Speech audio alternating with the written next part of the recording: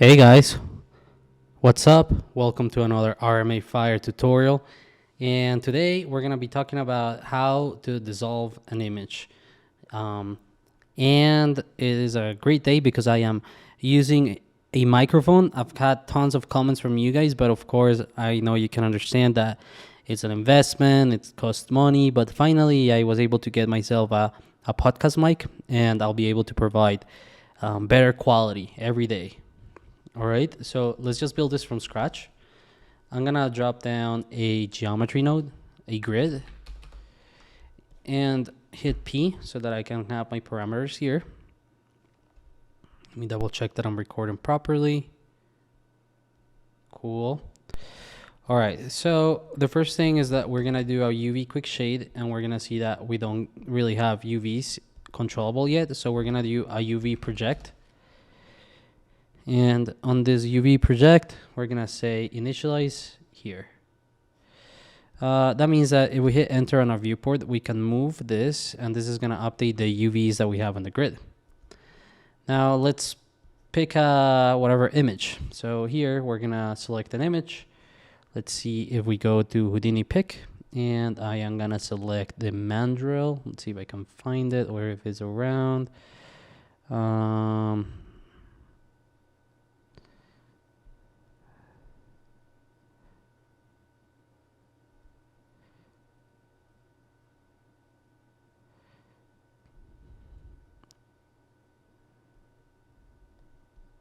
Let me see if I can go into my assets and just find whatever texture.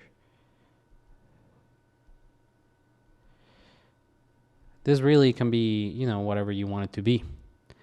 I'm gonna use a coffee mix. So this is what we have. Now what I'm gonna do is I'm gonna turn my grid into points. And we're gonna wanna have much more points. And I wanna relax them so that I don't have any holes in the middle.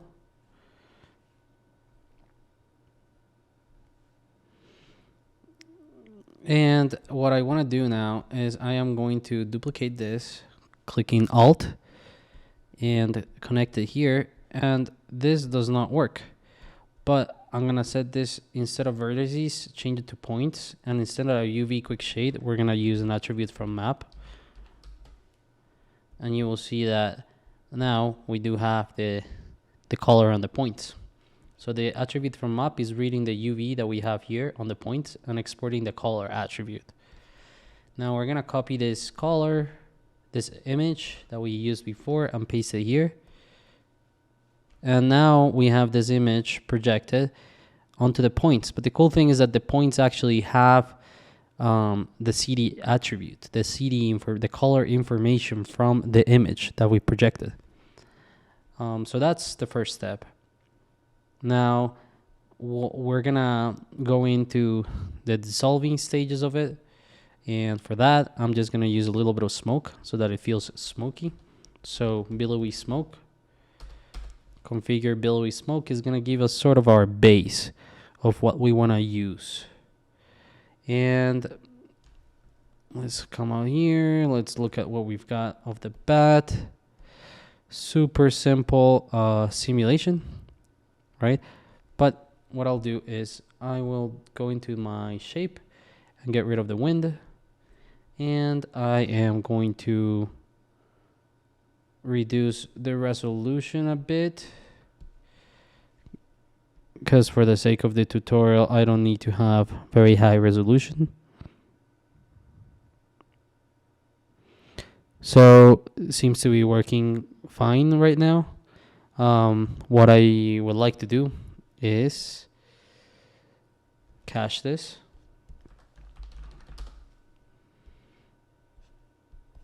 So we'll name this pyro. We'll do explicit $OS $OS.$f.bgeo.sc. Let's make this 150 points, 150 frames, and hit save to disk. All right, guys, so we're back. We have this simple pyro simulation. I'm gonna name this out pyro. Let's come into our thing here, add a camera, place the camera facing upwards so that we can see this the sim. Something like that will work fine.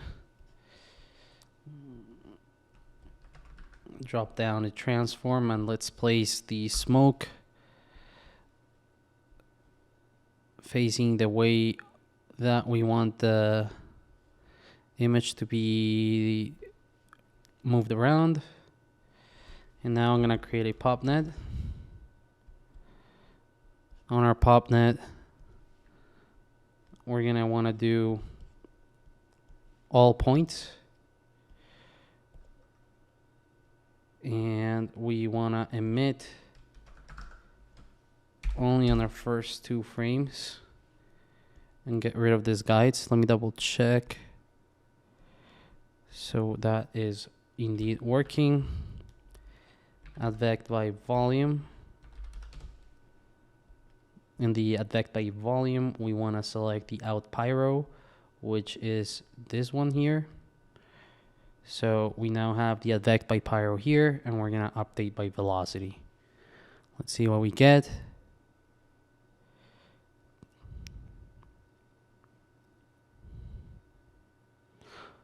So you can see that the points actually stick. They keep the information from the image. So this is cool because when you come back, you can see that it's like forming, and you can put the smoke anywhere you want, really. You're going to want to use many more points. I'm going to hit D, geometry, and just make my point size larger for the sake of like being able to visualize it a little better. And you can see that the points have like this very linear areas. So to get rid of those, what we're going to do is we're going to add a pop drag. And we are going to select use vex expression. And we're just going to say air resist is equal to or air resist times equals at rand at id plus whatever number. So air resist is controlling this parameter. So the fact that we're using a vex is no longer reading the air resist here. If you hover over it, you'll show parameter air resist. So you just type air resist here. Times equal a random ID number. Each particle has an ID and just a rough number, like whatever number there for our seed. And this is gonna just randomize our points and give each of them different drag.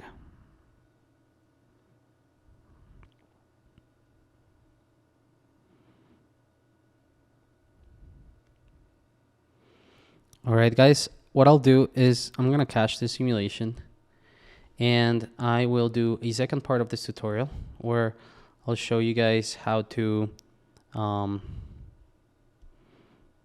how we can render this and get some cool results on rendering. So I'm just gonna duplicate my cache and just name this particles and increase the point count here to say a high number.